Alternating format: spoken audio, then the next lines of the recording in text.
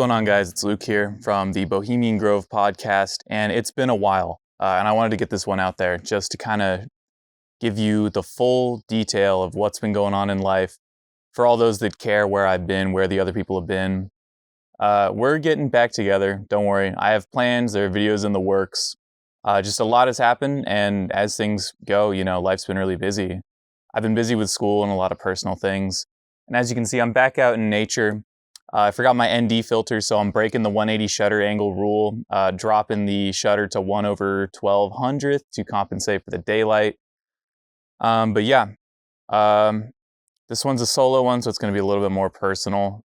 There's some shit I got to talk about. Right now, where I am is my grandmother's house. And in the last 8 months, I have lost both of my grandmothers, my final remaining grandparents.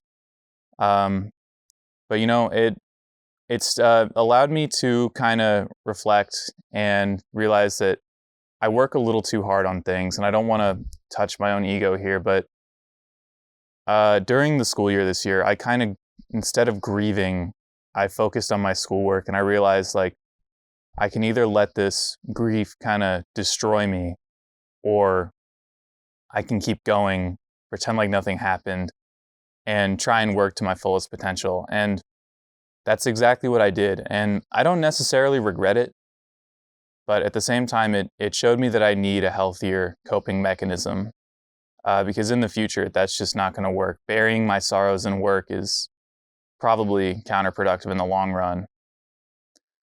But if all goes to plan, I'm going to move into this house one day. As soon as we get it cleaned out, get a lot of refurbishing work done, set up a studio in here, but life never works out like it always does. But anyway, let's talk about some more crazy shit that happened over this semester. So last semester, I came out with the one video, the gang stalking video about 5G or whatever. Oh yeah, the microwave bullets, that's what that one was about. There's another one in the works. It's kind of like a camera lens review. We found this really cheap and shitty lens on Amazon, and it's like gang stalking on a budget. That'll be coming out sooner or later. But last semester, my biggest project was working on a documentary, and mine was about SIM swapping, which is a form of cyber attack that people do against financial corporations, where they essentially spoof the SIM card within their phone with details of a client to get the victim's number implemented into the attacker's phone, and then they, from there, gain control to all the finances. That's the TLDR. But I made my documentary on that, and I didn't think it was that great. I thought it was a pretty average product. I'll link it below if you guys want to watch it. But one, I did that entire project, one, while kind of grieving, but two, I put my heart and soul into that project, and I took over the whole thing. There were a lot of people that were there, and they had their assigned roles, and they wanted to help out on set. And I let them help on set because setting up lights and all that, that's not what I'm great at. But what I did take over was some of the camera work, acting, scripting, as well as, voice acting, as well as the entire edit. And the entire edit came out really, really well. I had to do a lot of shit. I had to motion track over the scammer's face. It's actually my good friend Lorenzo, but our teacher does not know any better. But after that, it came out a really finished and polished product. And I'm kind of kicking myself because I uploaded it to my private YouTube channel because I just wanted to send it to my friends, my family, my internship boss, so they could kind of gauge, the kind of quality that I put out here. And it kind of gained some traction. I know I had the one YouTube short that got 7,000 views. And for shorts, for me, that's a lot of views. I would never, ever see that kind of growth in my lifetime. But for a YouTube video to gain comments and traction like this one did, it got about 7.9 thousand views, I want to say, with 100 comments. And I thought it got picked up by bots at first, but that's apparently not the case. People were actually really receptive to it. People actually really liked it, which was surprising to me. And because the description that I had put was just school project, the only people I was going to send this to were immediate family members and friends that aren't at school. So seeing this get picked up and seeing people kind of talk in the comment sections, I was like, wow, I'm kind of kicking myself for not posting this on the podcast channel because that's kind of where I'm putting all my energy, at least when I can. So there was a lot of potential growth that could have been gained there. During its heyday, I guess, I tried to promote the podcast channel in a pinned comment in the description, but I don't think that really gained us any traction whatsoever.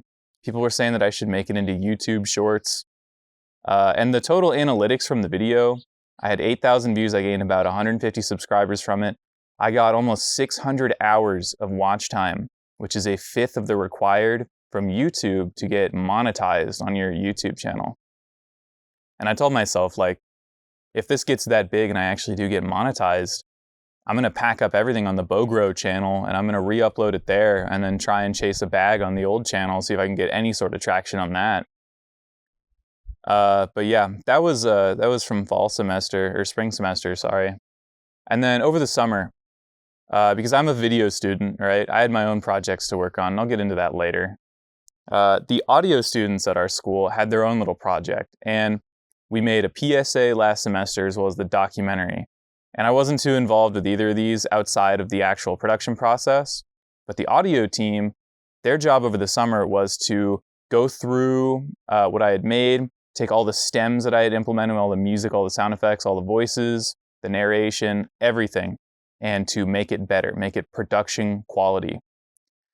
And I was really hyped to see it because I had done a lot of the audio work myself. I'd put a lot of effects on the audio to kind of give it an atmosphere. I had done dynamics processing like I do on here just to make sure that the vocals even out. And when we get to the final showcase day, you know, everyone's showing their documentaries. Things are looking pretty cool. I noticed off the rip, there's not a lot of music in any of these, so the audio team kind of ripped all the music out.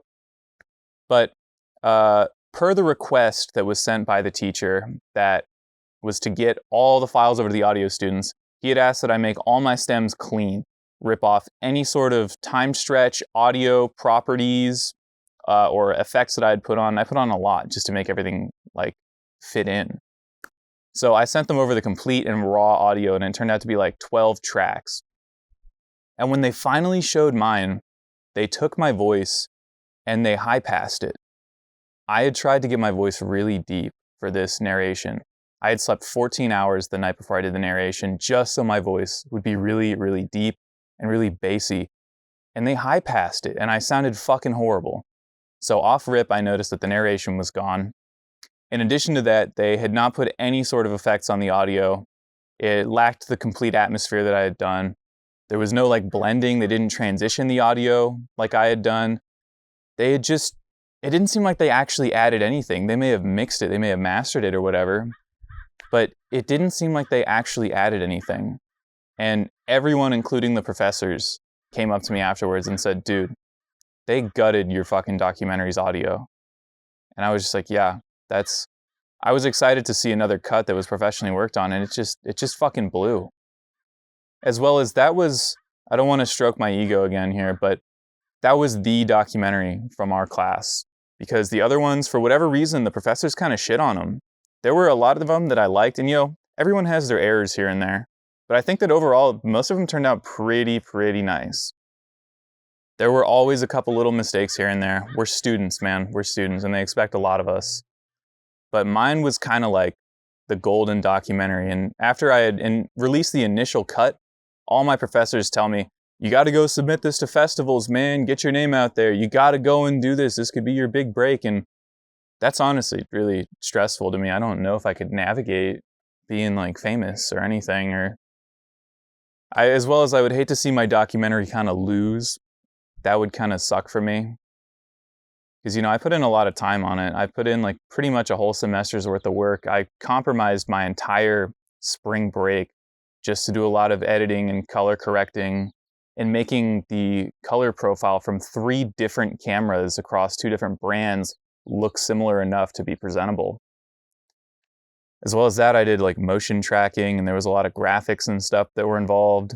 I took all the B-roll myself, which it didn't take a lot of recording. I bought a macro lens and I just recorded my monitor to get that nice pixely effect and kind of give depth of field to some web pages. Like it's not incredible stuff, you know, it's not groundbreaking. People have done this before. Honestly, shout out to Nexpo and Deadwinter. Those are the guys that gave me the ideas when they were doing their own kind of thing. But yeah, after that, just the documentary, it felt ruined. And the cuts that the professors keep, unfortunately, are the ones that the audio students do. So I have my own master cut here. But yeah, that was just the first thing. That was the documentary. The PSA didn't have many notable things to talk about. But let's get into summer, because this summer's been a fucking wild one. So I had my roommate Rodolfo star in that last video about the microwave bullets. He's a chill dude. Did not get to dorm with him over the summer. Over the summer, they force relocated us out of our on-campus apartment into actual dormitories. These are, we no longer had the luxuries and the amenities of having a kitchen, bathroom, living room. We even had a balcony. That's how fucking lit we were in that apartment. We no longer got to enjoy those amenities, and we were forced to live in some workers' paradise, Soviet Union era dorm. And I had two roommates, and both of them, funny enough, were actually in the audio team. And I'm not going to name them, obviously. But so one of them is the guy I slept above in the bunk bed, and he's both of them evidently actually are on the spectrum pretty heavily. The first one is the one that I slept above, and he would just eat in his bed, and he was so messy. He had cardboard boxes in his bed. He had spices in his bed, straight up just plastic containers of spices. All he would do all day is play Smash Bros. And Animal Crossing and Pokemon. And he would play them really late into the night. Like, I'm a night owl, I'll stay up till 3 or 4 a.m. This guy did not go to bed ever and would still wake up before me. But one of his fun little quirks that he had is when he was playing Pokemon, he had this kind of online one that he would play on his laptop a lot. And he would call his friends. And he would get really, really heated at that Pokemon game and would just start squealing and screaming really, really high-pitched. Like, that's how angry he was. He couldn't even modulate his voice and keep his tone lower. But yeah. So that got out of hand, and I asked him, like, hey, man, are you all right? And he's like, yeah, I'm sorry. I got really mad at this game, And I'm like, oh, it's all right, man, as long as you're okay. And he says, did I wake you up? And I'm like, yeah, but it's whatever, man. Don't worry about it. And he was like, okay, sorry, man. I won't scream in here anymore. And I was like, okay, sweet. Problem solved. That very next night, ironically, he plays Pokemon again. He's on his Discord. He's chatting pretty quietly. He's just chilling, whatever, with his buddy online. And he loses another battle. And this time, instead of screaming overtly in the room, what he does is he gets out of his chair, calmly walks to the door, cranks the deadbolt, because you need a key card to get back in. He cranks the deadbolt, slams the door. So the deadbolt, which is just a big chunk of metal, hits the wall and just shakes the whole fucking room. So the door's not even closed, by the way, because it's an external deadbolt. So he slams that, the room shakes, I wake up, and I hear him in the hallway, screaming, screaming, screaming. He's so fucking angry. He then opens back the door, slams it again, does not like put back the deadbolt, slams it again, then changes the deadbolt, and then closes the door really, really slowly. And that right there was the catalyst to how the rest of the summer went. This started happening within 4 days of me moving in there, and I was there for over a month. I'm back home now because I couldn't fucking take that. The same guy who would eat in his bed and get crumbs everywhere and would straight up do just abhorrent shit, like he would blow his nose in a napkin and then would just throw the napkin in his desk. He would do this thing with his hair, and he would kind of crunch it up and get a little texture in his hair, and that hair would just get all over the floor, and he just would not care.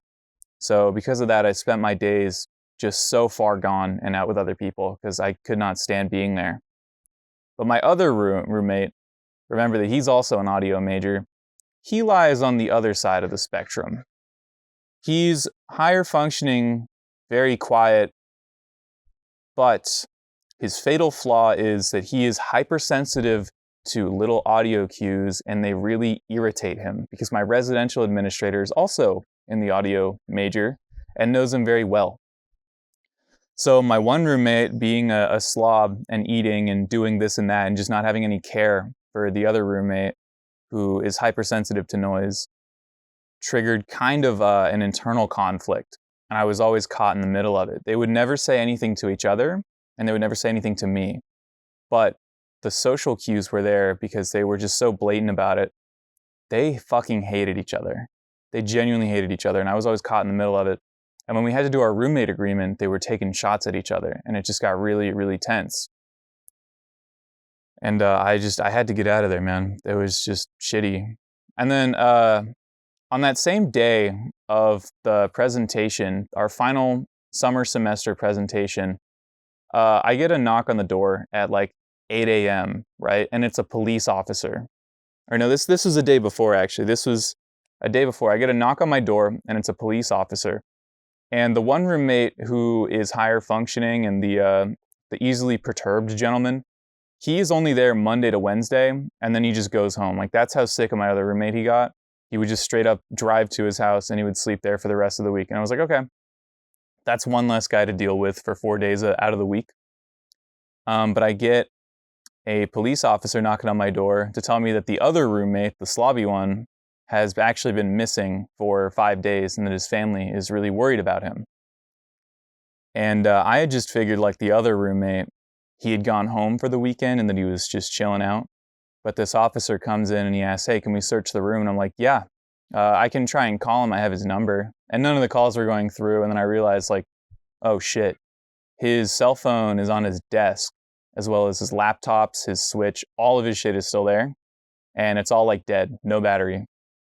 So I get really freaked out by that. And the officer's like, all right, man, today at 5, when you're done with your classes, can you come on down to the campus police station and answer some questions for me about his last known whereabouts? And I was like, okay, yeah. Because at this point, he's been gone for a while. We're 5 days deep. And so when I get out of my classes and all that, I walk on down to the police station and I answer a bunch more questions, right? And I had a meeting that I had to go to for my summer project, so I had to cut that or push that back until after I was done getting questioned by the cops. Never expected to be in this situation. They asked me a lot of questions. You know, when was the last time you saw him? Really, really typical stuff. They told me that he hadn't been seen on any sort of cameras, or he hadn't been seen by any of his peers at school for a while. They didn't suspect me or anything. That was pretty obvious. But when I get out of that, that interview that took an hour and a half, almost 2 hours, I walk back to my room because I'm like, well, shit, man, this is really freaky. And like, I don't know the guy at all, but, I care about him because, you just got to show some compassion here and there. But I get back to my room and the door is open and it's him and his entire family is there. And they're having like a reunion. His mom's there, his 2 little sisters are there, his dad's there, he's there. They're all just chilling out. And they're all giving him big hugs and shit. And I'm like, okay, well, he's safe. So I go out and I'm just like, all right, well, that's really strange. Gone for 5 days. Cops interrogate me. Meanwhile, while they're interrogating me, he comes back out of the fucking blue. Just magic, completely magic. And then when I'm done with my meeting, right, I get back home and I ask him, hey man, are you all right, dude? Where have you been for the last 5 days? And he's like, yeah, so I missed my audio board exam, which is like their version of the final for the summer. And he was like, yeah, so I missed it by like 10 minutes and they wouldn't let me in and take it. So I started like freaking out in the hallway, man. And I was like screaming, I was like crying, and I was like hitting my head on the wall. And, someone saw that and then they called the cops on me. And then they like thought I was going to kill myself or something. So they put me into a mental institution for 5 days, And then when I got out of it this morning, they let me back in and they let me take the test. And I was like, I really didn't know how to process that. He essentially admitted to being 5150'd. And I was just like, okay, that's freaky as fuck, man. I'm like living with this guy too. And so 4 days after that, I packed all my shit and I got out of there because my semester was over too. So I came back here and that was that. But yeah, that was kind of the story. And then funny thing is, I saw my friend Rodolfo and later that day, and he also told me, yeah, I actually saw him like walking back home with his little laptop at like 4:30 p.m. And I was like, oh, So like while I was legit going to the police station to ask him if he's okay and like to answer all these questions and shit, you saw him before I lost 2 hours of my life getting asked questions by the cops, just to find him just there chilling out. And he says, yeah. And I was like, oh my God, man, what the fuck? Yeah, so that's the roommate story from over the summer. I'm glad to be out of there, man. And now, like I alluded to before all this, there was a short film that I was supposed to work on over the summer for my major, you know? And my professor, I can't really tell what I think of him anymore after this project. He was so adamant that this is going to be the best thing that the school had ever released. It was supposed to be this grandiose sci-fi film inspired by Blade Runner, very cool, very neo-noir, incredible color palette, beautiful storyline about what does it mean to be human. And so I was like, okay, obviously I was the editor for it, kind of walked into that one.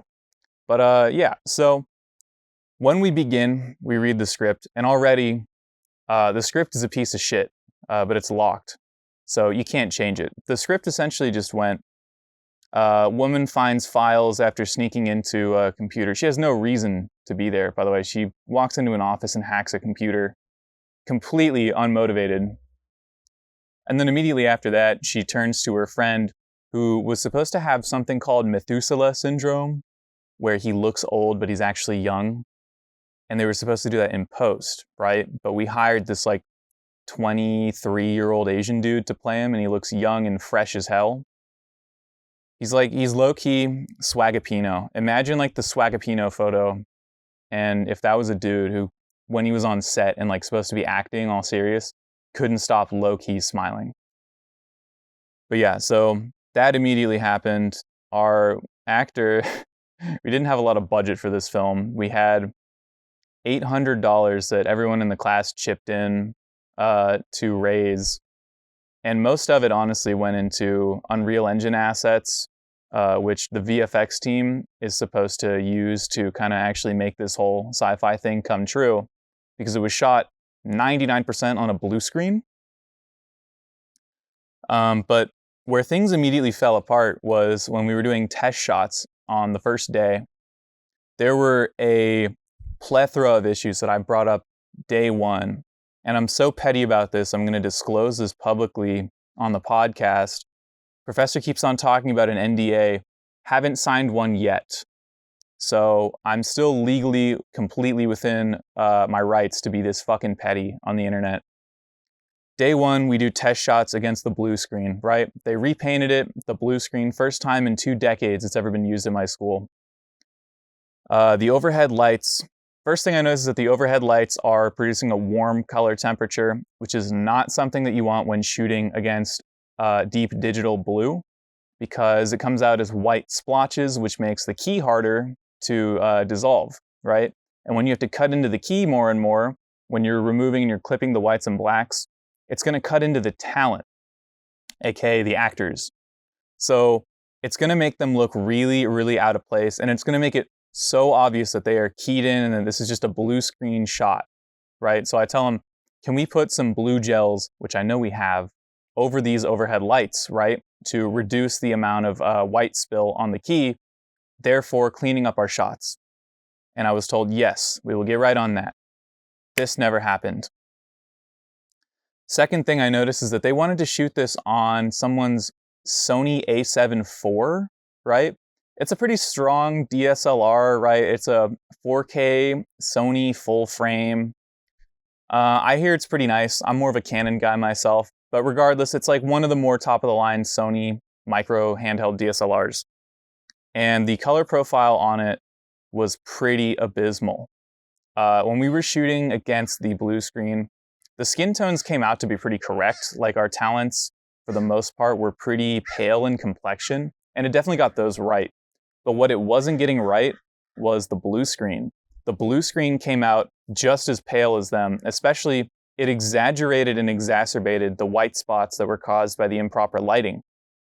And I brought it up day one that we were shooting with a B cam called the Sony FS5, which is a micro cinema camera with a much, much deeper color palette that was actually not picking up nearly as much white spillover.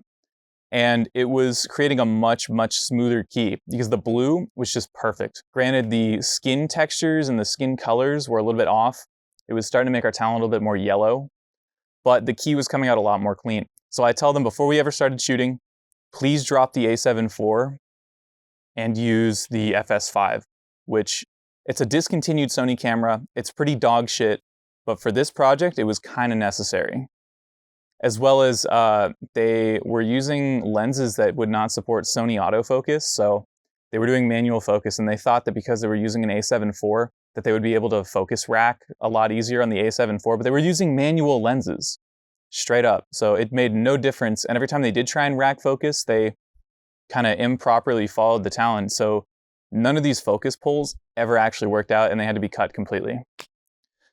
So that was another thing. The only piece of advice that I gave on this set that was ever heeded was, hey, the lead talent cannot wear a leather jacket, a black leather jacket, because it's reflecting all of the blue from the screen onto her. And so obviously when I key it out in post, it's gonna clip into her and she's gonna become slightly transparent. That's the only piece of advice that I was finally listened to on set. As well as the show, or well, the movie, I guess, was improperly slated. In our storyboard, there were no references to a scene 5 or a scene 9. And there were also, subsequently, there were no references to scene 5 or 9 in the final clip dump. So I couldn't really do anything with that. Some of the shots were straight up unusable. They either didn't focus right, the composition was really poor, actors were out of frame, or we didn't have enough coverage, which I'll get into soon. Because coverage is really important when you're making anything, right? This is a podcast, so I obviously only have one angle of coverage, and that's what's being shot right now. But in a TV, the bare minimum that you should have for coverage is a master shot that encompasses one or both characters within a scene, and if there's dialogue, you want one over the shoulder, and then a second over the shoulder, and you want it to be on this thing called the 180 line, right? Your camera should never pass this invisible line, called the line of action as well, if you're one of those people, because it makes the scene incredibly disjointed and hard to follow. Because if you're doing over the shoulders, your talent, regardless of if they're facing the camera or facing away, they're going to be on the same side of the screen if you're on the same side of the 180 line. So imagine that your talent, like me right now, is on one side, right? And there's a line between myself and this second talent that's kind of going like this, right? What you want to do now is put the camera to this shoulder over here. So I'm going to be on that same side of the screen, and the other guy that I'm talking to, who's not over this line, it's going to be right there, is going to be on the same side of the screen for both sides of the over the shoulder. This rule is kind of like the golden rule, you know, of cinema, as well as the 180 shutter angle rule, which I'm kind of breaking right now, but we'll compensate for that in post. That one actually, okay, the 180 shutter degree angle is completely fixable in post. You just have to add motion blur and tune it to a 180 degree shutter angle, which for those of you who don't know, means that whatever frame rate you're shooting at, the denominator of your shutter speed needs to be twice that frame rate. Booyah. Simple and explained, but the 180 rule cannot be fixed. The only way that it can ever be fixed is if you have the talent standing completely like this with no motion whatsoever, and they have the most symmetrical face in the entire world. Because in post, if you break this 180 rule and the talent's on the wrong side of the screen, the only thing that you can reasonably do to fix this is to mirror them, right? But when you mirror them, suddenly if your talent is doing something with their left hand, that is now their right hand when you mirror that. So you're gonna run into a billion continuity errors, as well as if they have like a freckle on the side of their face that's really noticeable and you mirror that, it's so fucked up. And our director, despite my calls to not do this because it breaks the 180 rule and it makes our scenes super fucked up, we were shooting against a blue screen, which has about 180 degrees of coverage. It's an L-shaped blue screen, so you know, it's like that, and we had our little bits and bobs right here. what he does is he thinks that he can cheat the blue screen, you know, and get this different kind of angle. So what he does is he rotates the set around, right? And then he continues to shoot from the same camera angle, which in of itself is a 180 degrees rule break. So that caused more than half of our scenes to be really, really disjointed and to just not flow like they should. As well as pretty major detail here, I recommended day one that we not use physical props against a blue screen. What we should have done, like we did with this one completely random chair, was wrapped it in green fiber. So you could create a second key to take out that chair and then mask from that second key if you want to put in an asset. But we just had this completely non-cyberpunk standing desk, as well as just a really like budgety office chair that were in our scenes against the blue screen that are not in the slightest bit cyberpunk at all. And it's incredible to me that that like I've given so many bits of advice here about like why this isn't going to work, and the director's mentality is, no, I know what I'm doing, you're gonna fix it in post. Tell me why it always comes down to fixing it in the post. As well as day one, before we ever started shooting, I had spoken to my professor as well as the higher ups on this shoot that there are kind of like beige skin colored tiles on the floor, right? And a lot of our master shots were going to be full body coverage shots. So you'd obviously see the talent standing on that floor, and you can't key into a beige tile floor because it's going to literally rip the skin off of the talent if you cut into that, right? I don't mean literally, by the way. But the key is going to cut into the talent, and suddenly their skin is now going to become transparent, and they're gonna blend with the background. So my professor finds out this blue tarp from this place in Hollywood, and he's like, yep, it's a good floor color, digital blue. I'm gonna get one of those. We'll tear into our budget for it. I'm gonna get it tonight, and I'll bring it tomorrow for our next test shot. And lo and behold, this literally never happened. So we have a bunch of test shots that they tried to get me to key. Granted, I'm not part of the VFX team, and our professor explicitly stated that the VFX team will not do any of the segment editing. So I had to flip that on him and say, I'm not doing any of the VFX. That's not what I know how to do. And so yeah, the VFX team now has to do a bunch of advanced roto to get this really shitty floor out of the way, when this could have been avoided with a $90 blue screen that we apparently didn't have in the budget because all of our money was spent on Unreal assets and $50 lunches at this local vegan place for our one actress who was like vegan, pescatarian, only organic pilled.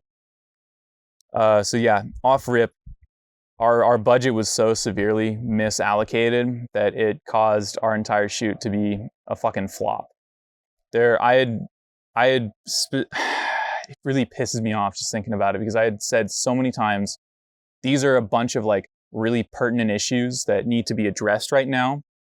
I had told the director, production assistant, the professor, executive producer that like all these things need to be fixed, or else you are looking at like probably the worst shoot ever and nothing's gonna fucking make sense, right? As well as fixing the camera and fixing the lighting and rehearsing better, because our talent was not performing identically between takes. So they would land in a different place between takes, which meant that I can't cut between more takes. There's no coverage, which we did not get enough of. Remember how earlier I said, you're gonna want at least a master and 2 over the shoulders? In multiple cases, we did not even have that. Our director moved on after maybe 1 or 2 shots, said, oh yeah, it's good to go. It's definitely good to go. No one was checking the continuity between the actors' movements, their dialogue, if they were even on script. And the actors just kept on like messing up and landing in different places, it's really easy to see in the edit, which is why hindsight is 20/20. But this should have been caught by someone else who was on set, because the whole time I was in the back room putting together the sequences. And this project was a failure. I'm not going to say that it's because they didn't listen to me, but a good 60% of it, at least, is because everyone in my major is they either do not know what they're talking about, and they'll kind of like try and lie and blend in, and they'll be really pretentious about it, and they'll defend themselves when you call them out for not knowing anything.